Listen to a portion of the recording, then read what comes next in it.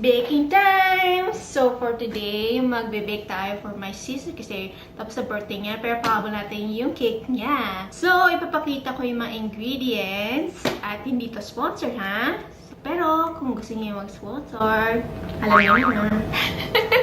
So, ito yung mga ingredients na gagamitin natin today. Mga more like basic stuff. So, ito yung non-stick spray. Para hindi kumapit dun sa pan natin. Tapos, food coloring. Tapos, ito yung cake pan set na malilit lang na pwede mo madali yung i-divide na ma-achieve yung ganitong level. And then, some chocolate chips para pang toppings. Ito yung Betty Crocker Butter Pecan Cake Mix. Tapos, meron tayong dalawang cream frosting, 3 eggs, 1 cup almond milk, tapos 1.5 vegetable oil. Tapos, meron rin yung sinamang, parang extra rin siya, yung spring pastel, pang toppings lang naman. So, ayun lang. So, mag-start tayo. Mag-crack muna tayo ng egg. Mix.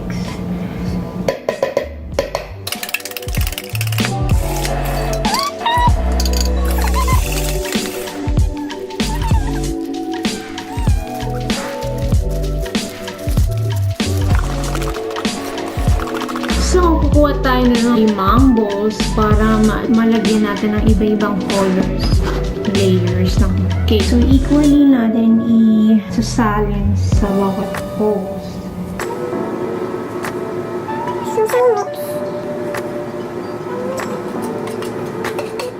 So, lalagyan natin ng food coloring ng red, orange, yellow, green, and purple.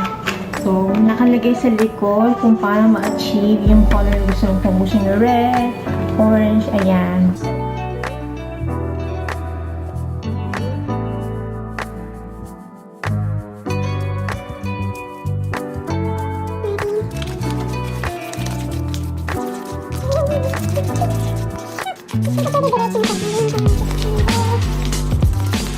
So, ito na yung kinalabasan. Medyo hindi na pumoki yung kulay, pero hindi siya katulad nito.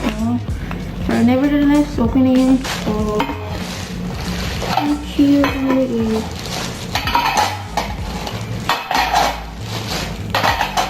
So, bago lahat, isa-set na natin yung oven natin ng 325 Fahrenheit. Cake. So, 325 para sa dark non-stick pan. Just put start. Ayan, hintayin na lang natin tumunog siya.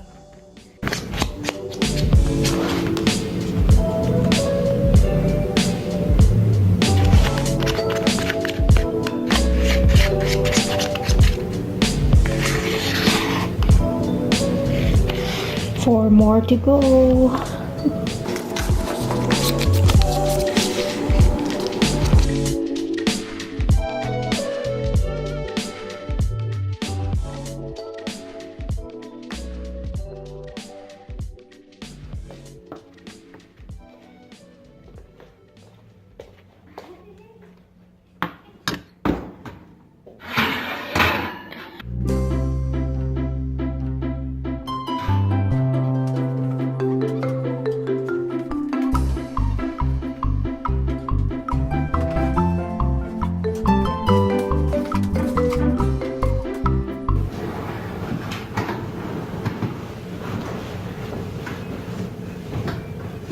So, isa-set natin yung timer ng 33 minutes.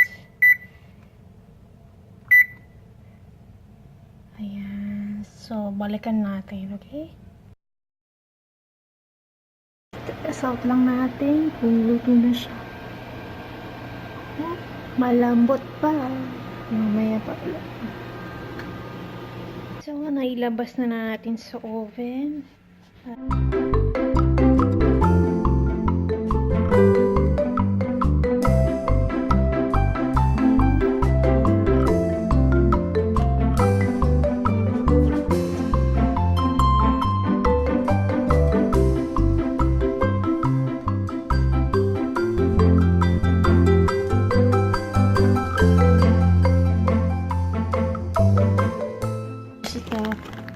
cookies and cream.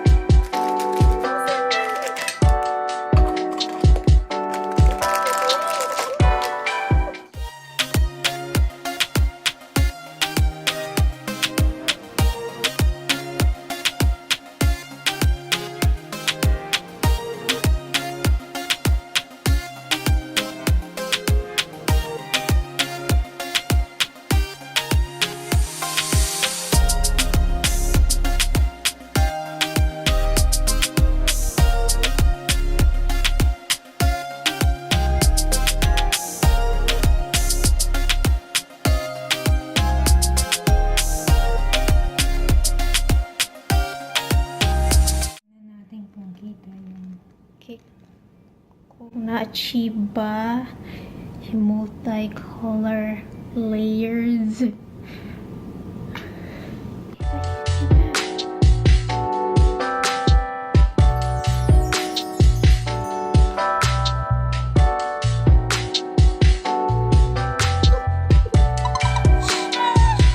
Na siya. Ang laki niya. Wow! It's so cute!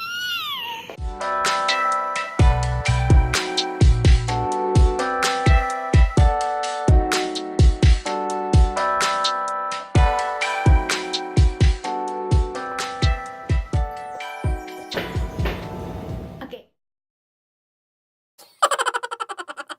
1, 2, 3, go! Hey guys, Charlotte here at baking time ngayon! Ay, wait lang. 1, mais ka. 1, 2, 3. Hey guys!